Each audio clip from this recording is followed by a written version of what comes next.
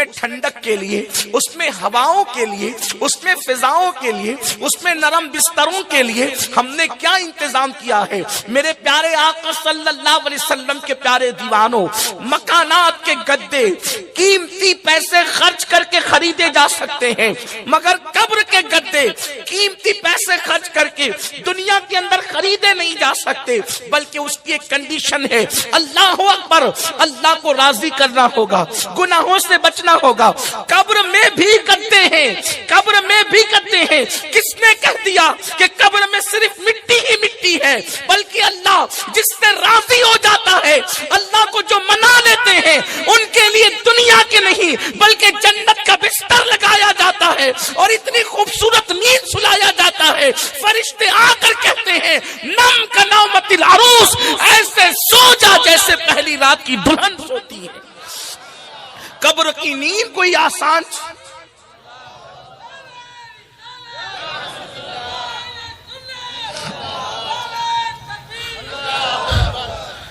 دنیا کے گدوں پہ سو تو دیر تک سونے والے کی کمر درد کرنے لگتی ہے، مگر قبر میں جو جنت کا بستر ہے، اگر اس پر کسی خوش نصیب کو سلا دیا جائے، اگر اس پر کسی خوش نصیب کو سلا دیا جائے تو خدا کی عزت کی قسم، جب وہ سوئے گا اور قیامت کے دن اٹھے گا تو اس کو ایسا لگے گا جیسے میں رات کو سویا تھا اور صبح کو میں بیدار ہو گیا۔ سبحان اللہ، سبحان اللہ۔ یہ ہے جنت کے بستر کی برکت۔ لیکن دنیا میں ہم نے گدے تو لگائے، قبر کے لیے کیا انتظام کیا، قبر کے لیے کیا تیاری کی؟ میرے پیارے آقا علیہ السلام کے پیارے دیوانوں، جب ہم قبرستان جاتے ہیں تو کبھی قبرستان میں ہماری نظر پڑتی ہے، ایسا لگتا ہے کتنا سکون ہے، کتنا سناٹا ہے، کتنے اطمینان سے سب سو رہے ہیں، لیکن یاد رکھیں اپنے پاس وہ نگاہ نہیں، اپنے پاس وہ نظر نہیں، اپنے پاس وہ آنکھیں نہیں کہ اللہ اللہ، اوپر کی مٹی تو پرسکون نظر آتی ہے لیکن اندر یہ بھی ہے، اسی 2 گز زمین میں کسی کی قبر اتنی بڑی کر دی گئی ہے کہ مشرق سے لے کر مغرب تک کا فاصلہ ہو گیا ہے، تا حد نگاہ قبر کشادہ ہو گئی ہے۔ کبھی کسی کی قبر ایسی بھی ہوتی ہے کہ وہ جنت کے باغوں میں سے باغ بن گئی ہے، لیکن اللہ اکبر، اسی پرسکون قبریں جو اوپر سے پرسکون نظر آتی ہے، انہی قبروں کے اندر کسی کی قبر جنت کے باغوں میں سے باغ بنی ہے اور کسی کی قبر جو ہے جہنم کے گڑھوں میں سے ایک گڑھا بن گئی ہے۔ ہاں ہاں، وہ سانپوں کا بسیرا، وہ بچھوؤں کا بسیرا، وہ فرشتوں کے ہاتھوں میں آگ کے ہتھوڑے، وہ فرشتوں کے ہاتھوں میں آگ کے گوزے۔ میرے پیارے آقا صلی اللہ علیہ وسلم کے پیارے دیوانوں، مجھے بتاؤ، دنیا کی رنگ ریلیوں میں زندگی گزارنے والوں، کبھی سوچا کہ 2 گز زمین کے اندر ہمیں بھی جانا ہے؟ 5-5 ایکڑ زمین پہ اترانے والوں، 50-50 ایکڑ زمین پہ اترانے والوں، 100 ایکڑ زمین کو اپنے نام پہ کرنے والوں، کبھی سوچا بھی کہ مالدار بھی مرے گا تو 2 گز زمین ہی ملے گی، غریب بھی مرے گا تو 2 گز زمین ہی ملے گی، امیر بھی مرے گا تو 2 گز زمین ہی ملے گی، فقیر بھی مرے گا تو 2 گز زمین ہی ملے گی۔ آؤ اس قبر کے لیے کیا تیاری کی ہے میرے پیارے آقا صلی اللہ علیہ وسلم کے پیارے دیوانوں؟ قبر آخر قبر ہے، قبر آخر قبر ہے۔ حضرت سیدنا امیر المومنین عثمان ذو النورین رضی اللہ تبارک و تعالیٰ عنہ جب بھی کسی قبر پر جاتے تو وہاں پہ کھڑے ہو کر اتنا روتے کہ ایسا لگتا کہ روتے روتے آپ کی جان نکل جائے گی۔ یہ کون عثمان غنی ہے؟ یہ وہ عثمان غنی جسے 2 مرتبہ رسول اللہ کا داماد بننے کا شرف حاصل ہوا ہے۔ یہ کون عثمان غنی ہے جس نے اپنی زندگی میں 2 مرتبہ جنت کو خریدا ہے؟ اور اللہ کے رسول نے ان عثمان غنی کے لیے کہا جنگ تبوک کے موقع پر کہ آج کے بعد عثمان کچھ بھی کرے، یہ کچھ بھی کرے میں نبی کا اختیار دیکھیں۔ اللہ کے حبیب صلی اللہ علیہ وآلہ وسلم فرماتے کچھ بھی کرے، جو جی میں آئے کرے۔ سرکار فرماتے یہ جنت ہی میں جائے گا۔ کچھ بھی کرے جنت ہی میں جائے گا. جس کو اللہ کے رسول نے یہ گارنٹی دی ہو کہ عثمان کچھ بھی کرے جنت ہی میں جائے گا. وہ عثمان غنی جب قبروں پر کھڑے ہوتے تھے تو اتنا روتے تھے، اتنا روتے تھے، ایسا لگتا تھا جیسے آپ کی جان نہ نکل جائے. لوگ کہتے تھے امیر المومنین آپ قیامت کا ذکر سن کر اتنا نہیں روتے جتنا آپ قبروں کو دیکھ کر کے روتے ہیں. تو عثمان غنی فرماتے ہیں قبر آخرت کی پہلی منزل ہے، قبر آخرت کی پہلی منزل ہے. اگر انسان کا معاملہ یہاں درست رہا تو آگے کے سارے معاملات درست رہیں گے، اور انسان یہیں پر ناکام ہو گیا تو آخرت میں ناکامی ہی ناکامی کا منہ دیکھنا ہوگا. میرے پیارے آقا صلی اللہ علیہ وسلم کے غلاموں، آئیے اب تھوڑی دیر ذرا قبر کی سیر کرتے ہیں. آپ نے باغوں کی سیر تو کی ہوگی، آپ نے شہروں کی سیر تو کی ہوگی، آؤ ذرا تصور کی دنیا میں ہم تھوڑا قبروں کی سیر کر لیتے ہیں. یہ قبریں کیا ہے؟ اللہ اللہ، یہ قبریں وہ ہیں جہاں رشتہ داریاں نہیں دیکھی جاتی، جہاں انسان کے چہرے نہیں دیکھے جاتے، جہاں انسان کی خوبصورتیاں نہیں دیکھی جاتی، جہاں انسان کے حسن نہیں دیکھے جاتے. اللہ اکبر، قبر میں تو چھوٹی چھوٹی باتوں پر بھی عذاب دیا جاتا ہے. بے شمار ایسی قبروں کا ذکر احادیث میں ملتا ہے. کسی قبر پر، قبر والے پر صرف اس لیے عذاب ہو رہا تھا کہ وہ پیشاب کے چھینٹے سے نہیں بچتا تھا. تھوڑی توجہ کرنا، تھوڑا غور کرنا. راتوں کو زنا کے اڈوں کی طرف قدم بڑھانے سے پہلے، نرم گدوں پر لیٹ کر زنا کے مناظر دیکھنے سے پہلے، کانوں میں ایئر فون لگا کر گانے سننے سے پہلے، کسی عورت پر بد نظری کرنے سے پہلے تھوڑا تصور کر لینا آخر قبر ہے، آخر قبر ہے. انسان کتنی ہی تدبیر کر لے آخر قبر ہے. اور یہ قبر کیا ہے؟ قبر کیسے کیسوں کو دباتی ہے، کیسے کیسوں. میں اور آپ تو کوئی شمار ہی میں نہیں، اپنی تو کوئی حیثیت ہی نہیں. میں تھوڑی سی ایک حدیث پر آپ سب کی توجہ چاہتا ہوں. بڑی مشہور حدیث ہے، صحیح میں موجود ہے، اس پر آپ کی توجہ چاہتا ہوں. اور آپ نے اس کو کسی دوسرے باب کے اندر سنا ہے، میں اس کو کسی دوسرے باب میں ذکر کرنا چاہتا ہوں. اور آپ سب کی توجہ. ہم سوچتے ہیں اللہ کریم ہے یار، قبر میں کیا ہوگا، بلکہ ہم تو شعر پڑھتے ہیں نا، قبر میں لہرائیں گے تا حشر چشمے نور کے. میں بھی پڑھتا ہوں، آپ بھی پڑھتے ہیں، لیکن یاد رکھنا یہ شعر پڑھنے کے حق ان کو تھے جن کی تہجد بھی فوت نہیں ہوتی تھی. یہ شعر پڑھنے کے حق ان کو تھے جنہوں نے جانے تو دے دی مگر سنتوں کے خلاف عمل نہیں کیا. یہ شعر پڑھنے کے حق ان کو تھے، اللہ اکبر، جن کی نگاہیں کبھی نہیں اٹھی. جانتے ہیں جس امام نے یہ شعر کہا ہے نا، قبر میں لہرائیں گے تا حشر چشمے نور کے، جلوہ فرما ہوگی جب طلعت رسول اللہ کی. اس امام کے تقوی کا حال یہ تھا کہ خود کے شہر کا باغ انہوں نے ساری زندگی نہیں دیکھا. ایک مرتبہ جبل پور سے واپس ہوتے ہوئے اپنے گھر جا رہے تھے، اسٹیشن پر اتر کر گھر جا رہے تھے تو اچانک نظر پڑ گئی. تو مولانا عید الاسلام عبدالسلام سے ختم ذکر کرتے ہیں، چلتے چلتے بریلی کے باغ پہ نظر پڑ گئی. جس نے کبھی باغ کو بھی قصدن نہیں دیکھا ان کو حق تھا یہ شعر پڑھنے کا. جو ہیرو ہیروئن کو ننگا ناچتے دیکھے انہیں کیا حق ہے یہ شعر پڑھنے. آپ مجھے بتائیں، آج اپنے اعمال پر نظر کریں، اپنے اعمال پر نظر کریں اور اس کے بعد پھر اپنی بڑی بڑی باتوں کو دیکھیں. آج میرا جوان اللہ والوں سے سنی ہوئی باتوں کو اپنی زبان سے دہراتا ہے. یار ہم جنت میں نہیں جائیں گے تو کون جائے گا؟ جنت تو اپنے باپ کی ہے. ایسا لگتا ہے جیسے باپ سے خریدوا کر کے بک کرا رکھا ہے.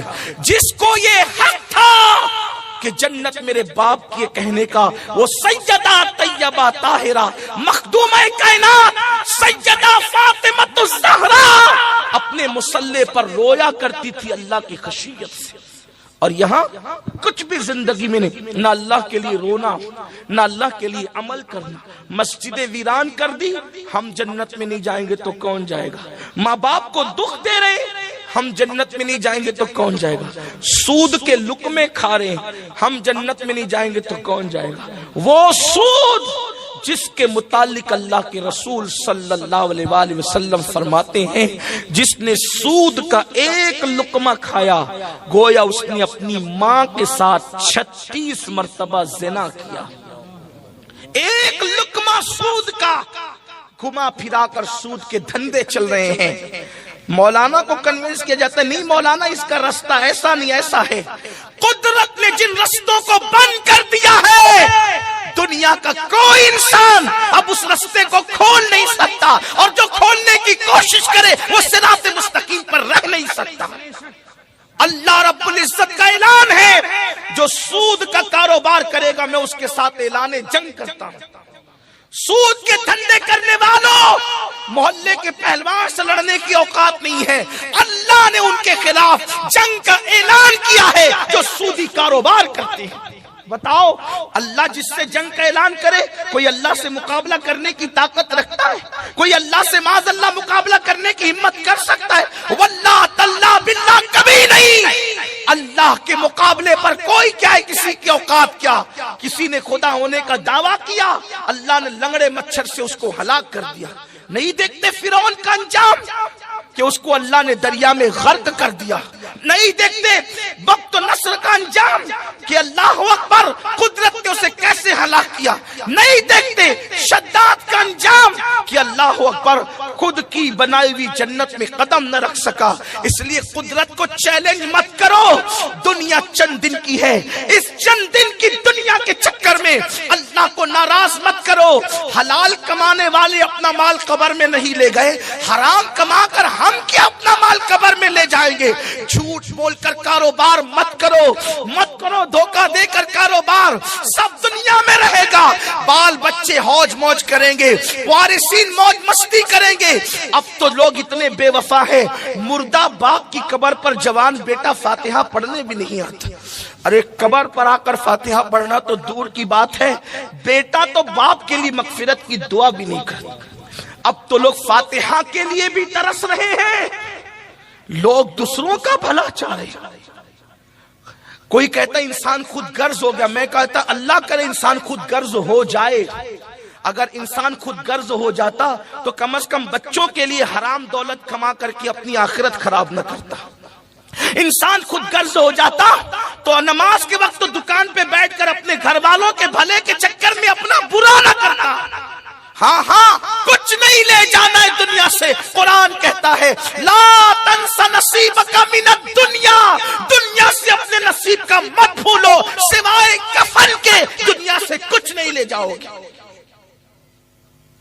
آخر قبر ہے، اپنے ہاتھوں سے درجنوں میتوں کو دفن کرنے والوں کبھی یہ نہیں سوچا آج میں کسی کو اس قبر میں ڈال رہا ہوں، کل کوئی مجھے بھی ڈالے گا۔ کتنی دولت اکٹھا کر لو، ہر کپڑے اپنی پسند کے خریدے تھے، کتنے قیمتی خریدے تھے، 4 6 دکانوں میں کپڑے ہمیں پسند نہیں آتے تھے، لیکن جو آخری کپڑا پہنایا جائے گا وہ خود کی پسند کا بھی نہیں ہوگا، اس میں کوئی جیب نہیں ہوگی، وہ سلا ہوا نہیں ہوگا، لپیٹ دیے جائیں گے کفن میں۔ عمل اچھے ہیں تو ٹھیک ہے، ورنہ وہ کفن بھی آگ بنے گا، اس کفن کو بھی آگ کی شکل دے دی جائے گی، اوپر مٹی، نیچے مٹی، دائیں مٹی، آگے مٹی، پیچھے مٹی۔ کن کے لیے؟ جنہوں نے خدا کو راضی نہیں کیا، اور جنہوں نے راضی کیا آپ تو سن چکے، ان کے لیے تو جنت کا بستر ہے۔ ہائے اپنا ہوگا کیا؟ قرآن کہتا مینا خلقناکم، اسی مٹی سے پیدا کیا، مٹی سے پیدا ہوئے ہیں۔ مت غرور کرو اپنی جوانی پر، مت غرور کرو اپنی دولت پر، مت گھمنڈ کرو اپنے علم پر، مت گھمنڈ کرو اپنے خوبصورت چہروں پر۔ مولا کائنات شیر خدا علی مرتضیٰ کے ہاتھ میں ایک خوبصورت مٹی کا پیالہ آیا تو مولا مشکل کشا اس پیالے کو دیکھ کر رونے لگے۔ اس روایت کو امام قرطبی نے لکھا ہے، خوبصورت پیالے کو، مٹی کے پیالے کو دیکھ کر مولا مشکل کشا رونے لگے۔ کسی نے کہا علی کتنا خوبصورت پیالہ دیکھ کر آپ روتے ہیں؟ فرماتے تم خوبصورت پیالہ دیکھ رہے ہو، میں اس خوبصورت پیالے میں ان خوبصورت چہروں کی مٹی ملی ہوئی دیکھ رہا ہوں جن کے چہرے مٹی میں ملے تھے اور اس مٹی سے یہ پیالہ بنایا گیا ہے۔ کسی صوفی بزرگ نے فرمایا تھا کہ زمین سے خوبصورت پھول یوں ہی تھوڑی کھلتے ہیں، زمین سے خوبصورت پھول یوں ہی تھوڑی کھلتے ہیں، کتنے گلاب سے چہرے زمین میں ملتے ہیں تب کہیں جا کر خوبصورت پھول کھلتے ہیں۔ اسی لیے تو خوبصورتی کو دیکھ کر لوگ مسکراتے ہیں۔ یہ بلبل پاگل ہوا ہے کہ یہ پھولوں کو دیکھ کے روتا ہے؟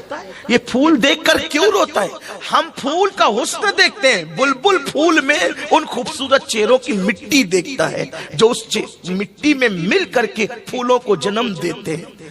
سوچو تو صحیح اپنی مٹی کا حال کیا ہوگا۔ اپنی دنیا کی فکر کرنے والوں، اپنی قبر کا اسی مٹی سے پیدا کیے گئے، اکڑ کر زمین پہ چل رہے ہیں، دولت پہ اترا رہے ہیں، کسی کو کچھ نہیں سمجھ رہے ہیں، اللہ کو بھول چکے، رسول اللہ کے قانون کو پیٹ کے پیچھے ڈال چکے، داڑیاں مڈا کر گٹروں میں پھینک رہے۔ آج کل لڑکیوں کا حسن ہی سب کچھ ہو گیا، گانے بازی سب کچھ ہو گئے، مسجد سے دین سے دوری سب کچھ ہو گئی۔ یاد رکھنا منا خلقناکم، امام غزالی رحمت اللہ علیہ لکھتے ہیں، میرے استاد نے دیکھا ایک جوان بہت تکبر سے گھمنڈ سے زمین پہ اترا کے چل رہا تھا۔ آج کل کے لڑکے بڑے گھمنڈی طور پہ چلتے، ایئرپورٹ پہ دیکھیں، اسٹیشن پہ دیکھیں، وہ کچھ اگر ان کے بازو تھوڑے سے موٹے ہو جائیں نا، مسل ان کے اگر پھول جائیں تو اس پر پتیاں پھول خدا جانے کیا کیا بناتے، اس پر بھی اور پھر کمر پر بھی۔ اب تو کمر بھی کھول کے چل رہے ہیں کہ دیکھیں کہ میں کتنا خوبصورت ہوں۔ اس دور میں کوئی بیل بوٹا تو نہیں تھا، لیکن وہ اپنے مسل پر بازو پر جو ہے اور اپنے موٹے جسم پر اترا کے چل رہا تھا۔ امام غزالی کہتے ہیں میرے استاد نے کہا بیٹے اکڑ کر مت چل، اکڑ کر چلنا زیب نہیں دے، تکبر صرف اللہ کی شان ہے، بندے کے لیے اس کی اجازت نہیں ہے۔ لیکن وہ جوان ہی کیا جو بات سن لے، جوان تو اپنے آپ کو دل ہوشیار سمجھتے ہیں نا، پلٹ کر کہا آپ نہیں جانتے میں کون ہوں، اپنی اصلاح کرنے کی بجائے کہتا ہے آپ نہیں جانتے میں کون ہوں۔ وہ امام غزالی کے بھی استاد تھے، پلٹ کر کہا بیٹے اچھی طرح جانتا ہوں تو کون ہے، بہت اچھی طرح جانتا ہوں تو کہا بتائے میں کون ہوں۔ فرمایا سن، تیری ابتدا منی کا ناپاک قطرہ ہے، نطفہ ہے تیری ابتدا، اور تیری انتہا قبر کی سڑی ہوئی مٹی ہے، یہی تیری حقیقت ہے۔ جو ناپاک قطرے سے پیدا ہوا ہو اور قبر میں بدبودار مٹی بن جائے، اسے اکڑ کر چلنے کا حق کیا ہے؟ اگر خدا کو راضی نہ کر سکے تو کتے کی مٹی میں اور انسان کی مٹی میں فرق کیا ہے؟ انسان اگر خدا کو راضی نہ کر سکا تو جانور سے بہتر نہ ہو سکا، اور اگر خدا کو راضی کر لے تو اللہ اسے فرشتے سے بہتر مرتبہ عطا کر دیتا۔ اس کی رضا کی بات ہے، اگر گھٹے تو فقط مشت خاک ہے انسان۔ انسان کی حقیقت کیا ہے؟ اگر گھٹے تو فقط مشت خاک ہے انسان، اور اگر بڑھے تو اس عطے کونین میں سما نہ سکے۔ بڑے تو پھر کونین کی وسعت سمٹ آتی ہے اس کے وجود میں، اتنا بڑا ہے، اور گھٹ جائے، کردار اچھا نہ، اخلاق اچھا نہ، بولی اچھی نہ، جو ماں بہن کی گالیاں دیتے ہو انہوں نے خدا کو کب منانا ہے؟ غریب نواز کا مہینہ شروع ہو گیا، عرس کے ایام شروع گئے، سرکار غریب نواز اپنے ملفوظات میں کہتے ہیں جس نے کسی مومن کو گالی دی توبہ سے پہلے مر گیا تو مجھے ڈر لگتا ہے کہ کہیں وہ کافر ہو کر نہ مرے، اس کا ایمان نہ۔ کتنی مومنوں کو تو اپنی جگہ ہے، خود کی بیوی کو لوگ گالی دیتے ہیں، ماں بہن کی گالیاں بیوی، اور اسی کو مردانگی سمجھتے ہیں۔ مردانگی گالی دینے کا نہ، وہ بزدل ہے جو بیوی کو گالی دیتا ہے، وہ بزدل ہے جو بیوی کو مارتا ہے۔ مردانگی کس سے کہتے ہیں پتہ ہے؟ جانے مردانگی کی طرف دیکھو، ام المومنین حضرت عائشہ صدیقہ فرماتی ہیں کہ میرے نبی نے اپنی بیویوں میں کبھی کسی بیوی کو ڈانٹا تک نہیں، کسی کو نہیں ڈانٹا، بلکہ الٹ ہم یہ کرتے تھے، خود ہی لڑتے تھے، ناراض ہو کے بیٹھ جاتے تھے، حضور ہمیں منانے کے لیے تشریف لایا کرتے تھے۔ یہ حضور کا کردار ہم سب بھول گئے۔ تو بات دور نہ نکل جائے، عرض کر رہا تھا کہ قبر میں کون کون کس کس عالم میں رہا، اور واللہ یہ صرف عبرت کے لیے ہے اور کوئی بات نہیں۔ ایک حدیث پاک آپ نے وہی بار بار سنی ہے ایصال ثواب کے باب میں، تھوڑا سا اس کو دوسرے پیرا ہے۔ حدیث کا یہ معجزہ ہے، اعجاز ہے حدیث کا۔